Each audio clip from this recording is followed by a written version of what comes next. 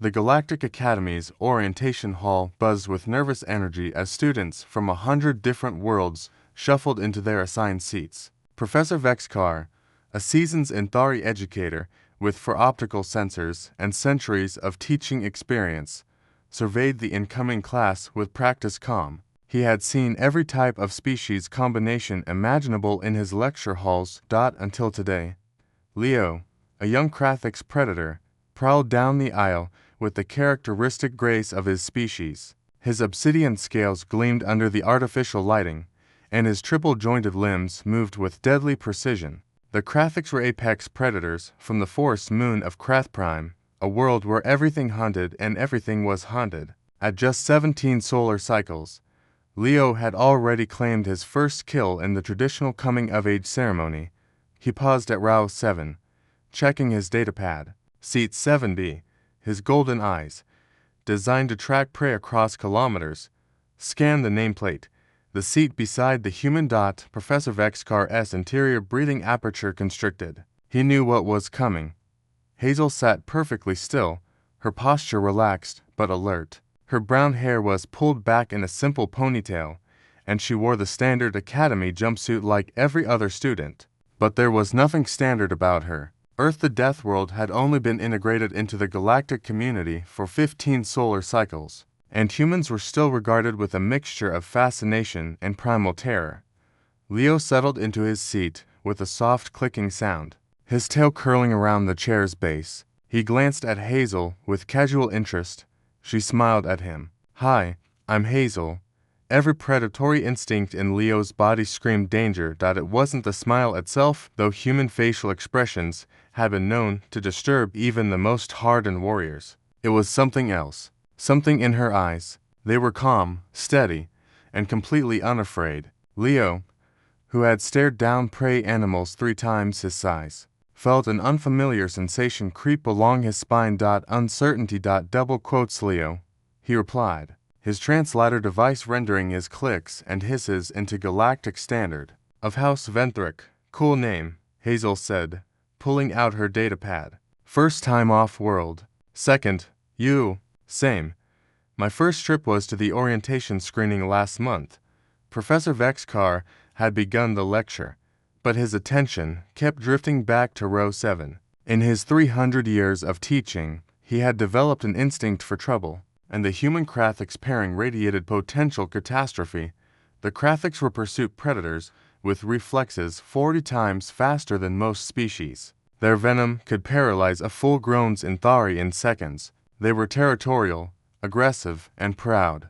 But humans were from Earth, where the gravity crushed most species' skeletons. Earth, where the atmospheric oxygen levels would intoxicate a Krathix into unconsciousness. Earth, where the native predators included creatures that hunted for sport, that held grudges, that used tools and tactics. Earth, where evolution had created a species of persistence hunters who could track prey for days without rest, who healed from wounds that would kill most beings, whose bodies produced combat drugs naturally in response to threats, and Hazel was one of them. Halfway through the lecture, Leo's datapad slipped from his desk. It clattered to the floor, sliding under Hazel's seat. He reached for it with his primary manipulator, but Hazel was faster. Her hand shot out not with Krathix speed, but with something more disturbing. Efficiency. She picked up the datapad and handed it back. Leo's pupils dilated. He had barely seen her move. No wasted motion, no unnecessary energy, just purpose and execution. "Thanks," he managed. "No problem." Professor Vexkar noticed the exchange. His secondary heart began to race. He had read the reports about human reaction times, about their ability to function under stress, about the incident at the military academy where a human cadet had accidentally hospitalized 3 Krathix instructors during a routine combat assessment. The human had apologized profusely. She hadn't meant to hurt anyone. She had been holding back.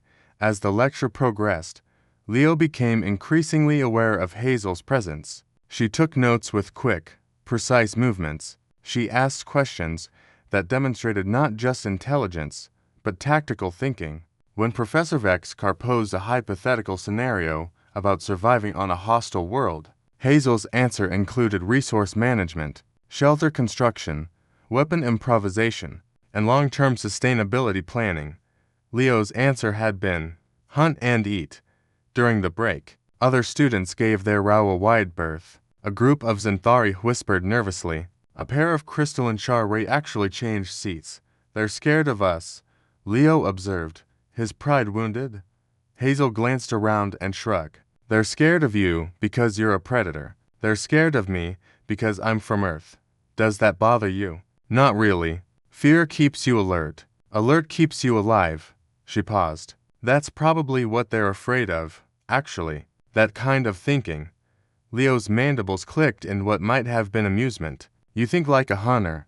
Humans are persistence predators. We ran our prey to exhaustion on the African savanna. We're not the fastest or the strongest, but we don't stop. Ever.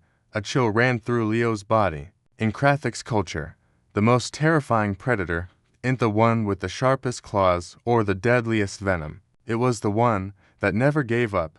Professor Vexkar concluded the lecture with a warning about the academic rigor expected at the Galactic Academy. As students filed out, he caught Hazel's eye. She gave him a friendly wave. He nodded back, his teaching appendages trembling slightly. In 300 years, Professor Vexkar had never been scared of a student, but watching Hazel walk out of his classroom calm, confident, friendly, he understood something fundamental about Deathworlders. The most dangerous beings in the galaxy weren't the ones who looked like monsters, they were the ones who looked harmless. Leo fell into step beside Hazel as they left. Same class tomorrow. Looks like it. We're paired for the semester. His tail twitched. Good. I think I'll learn a lot from you. Hazel smiled again. Same here. Want to grab something from the cafeteria? As they walked away together, Predator and human Professor Vexkar updated his threat assessment protocols and requested hazard pay.